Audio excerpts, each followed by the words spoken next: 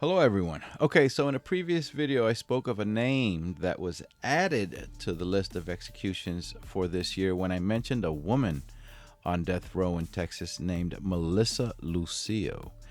Now we have three names that were removed from that list of executions this year, all in the state of Ohio.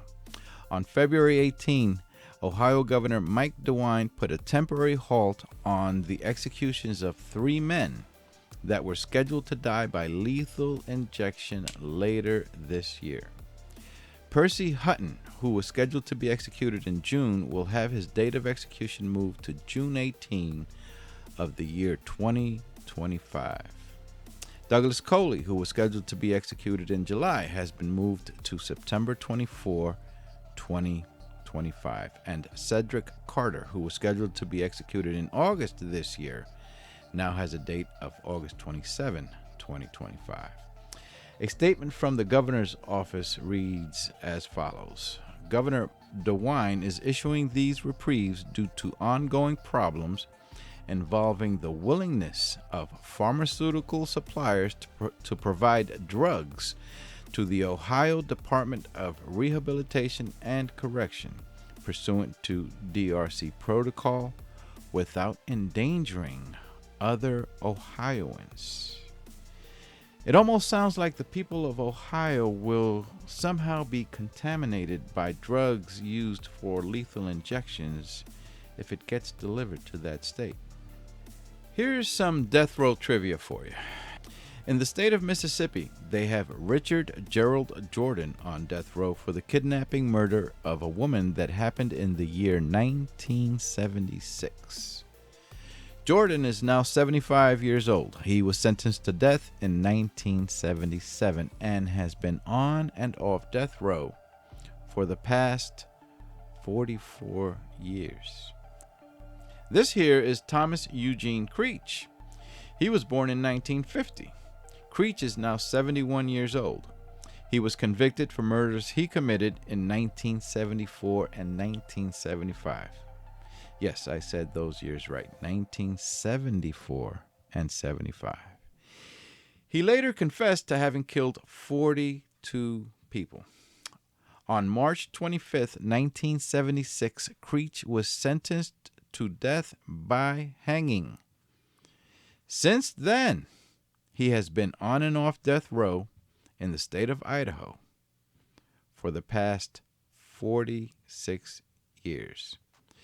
For those of you who comment that inmates are held on death row too long, what do you think about that? The next executions are scheduled for April 21st.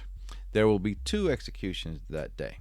One will be Carl Wayne Bunting in Texas, who at 77 years old is currently the oldest death row inmate in the United States. Bunting was convicted in the 1990 shooting death of a Houston police officer named James Irby. The other execution that same day, April 21st, will be in Tennessee. His name is Oscar Franklin Smith, who goes by Frank.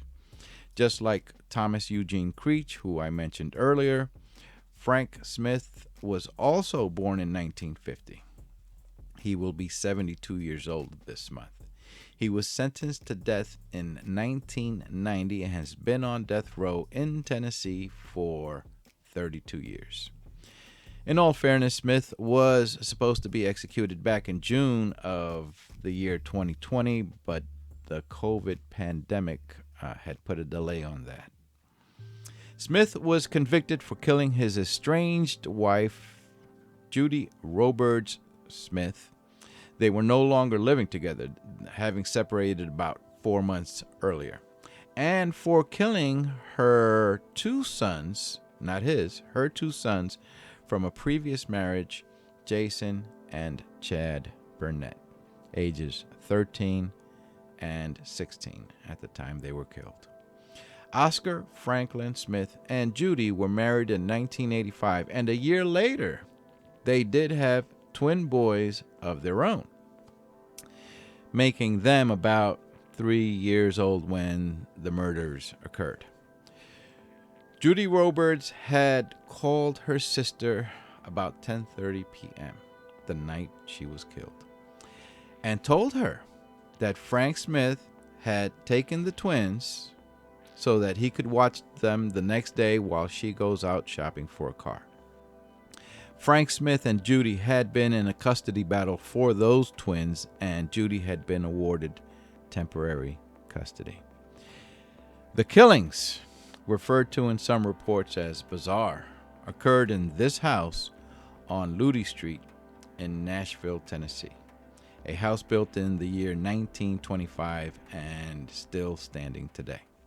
Now, aside from the killings of the 3 innocent lives, which I know none of you are happy about, something else occurred on that night outside the front door that might get many of you even angrier, I'm sure.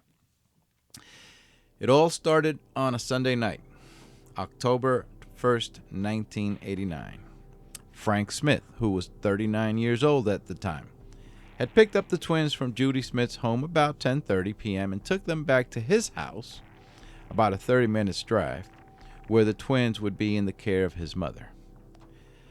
A neighbor of Judy Smith later testified in court that Frank Smith's white Ford LTD Crown Victoria had returned and was seen parked at Judy's home about 11:15 p.m. that night.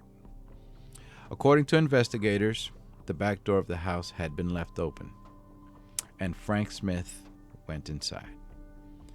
At some point, he attacked Judy, who would be found the next day lying on her back in bed. She was shot in the arm and neck from about 2 feet away. At about 11:20 p.m., the youngest of Judy's boys, Jason, who was 13, managed to get to a telephone and called 911. During the call, he first cried out the words, "Help me." In the background could be heard the older boy, Chad, saying, "Frank, no. God, help me." Jason then said the address of the house to the 911 dispatcher, and the call ended suddenly when Frank Smith ripped the phone wire from the wall.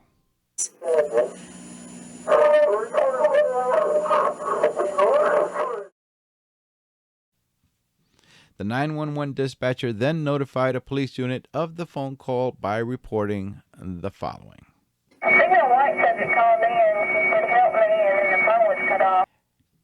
A female white subject called in and she said, "Help me," and the phone was cut off.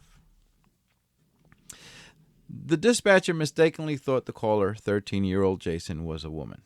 Police arrived at Judy Smith's home, went to the front door, and knocked. No one inside came to the door.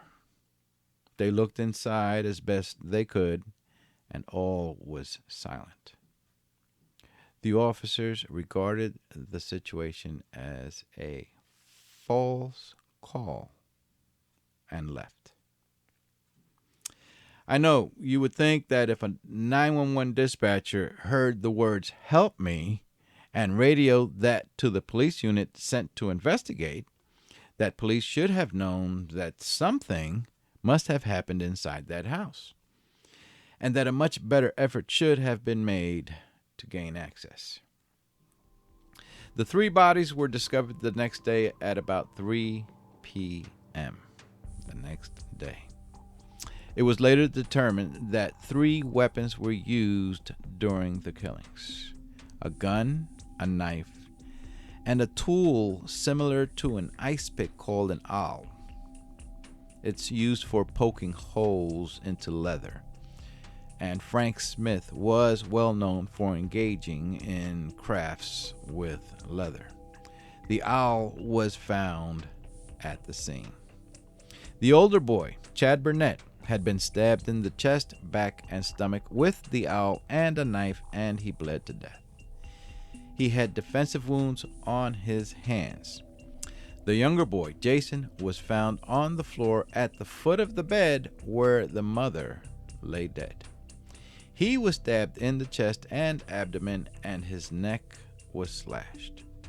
According to the medical examiner, Judy's neck was then slashed after she was already dead.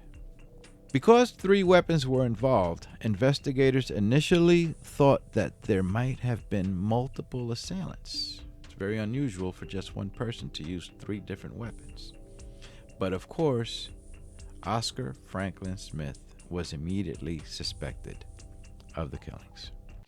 Sometime during the early morning hours that Monday, October 2nd, several hours after the murders, Frank Smith traveled 300 miles in his white LTD to Moorhead, Kentucky, for a job that his employer had sent him to do on some machines.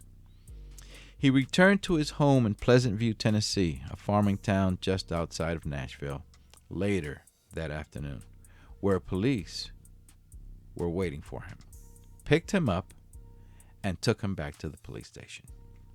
Now, bear in mind, Frank would know nothing at this point as to his wife's death if he was not involved. Yet, he never asked police why they picked him up or why they were asking him questions. Also, he kept speaking about his wife in past tense, the way someone would speak about somebody who's long dead, before he was told that his wife was dead. Frank Smith told police that Judy Smith was involved with drug dealings and that must have been what got her killed. Giving him the benefit of the doubt, detectives investigated and looked into it and were able to prove that Judy had no involvement whatsoever in any drug activity. Frank Smith was missing 2 middle fingers from his left hand. Those 2 missing fingers would prove critical when gathering evidence at the crime scene. Police found a bloody palm print on the sheet beside Judy's body, and it matched the palm print of the defendant's left hand. Police later had the 911 call enhanced by experts. A tape where Jason is clearly heard saying the name Frank No during the time that the family was being attacked. Police questioning Frank Smith noticed that he had multiple abrasions throughout his body, indicating that he was in a recent physical altercation or struggle of some sort. In the months before the murders, Oscar Franklin Smith had taken out $88,000 worth of life insurance on the lives of Judy and her 2 sons. During the trial, one of Frank Smith's co-workers testified that Frank had offered to kill the co-worker's wife in exchange for the co-worker killing his wife, and that they would coordinate it so that the husband would be out of town during the murder to throw off investigators. Frank Smith had asked another co-worker if he knew anyone that would kill his wife and her 2 sons for a payment of $20,000, but that he did not want his twins hurt. Oscar Franklin Smith continues to claim to this day that he did not commit the murders and that he is innocent. He is being held on death row at the Riverbend Maximum Security Institute in Nashville, Tennessee, where he is scheduled to be put to death by lethal injection on April 21st. He has been on death row for nearly 32 years. Frank Smith was actually sentenced to death 3 times for each of the 3 murders he committed when he killed Judy Robards and her sons, Jason and Chad. Thank you for watching. If you enjoy these death row stories, please subscribe so that you are alerted when the next one comes out. I'm Paco Rivera. Bye for now.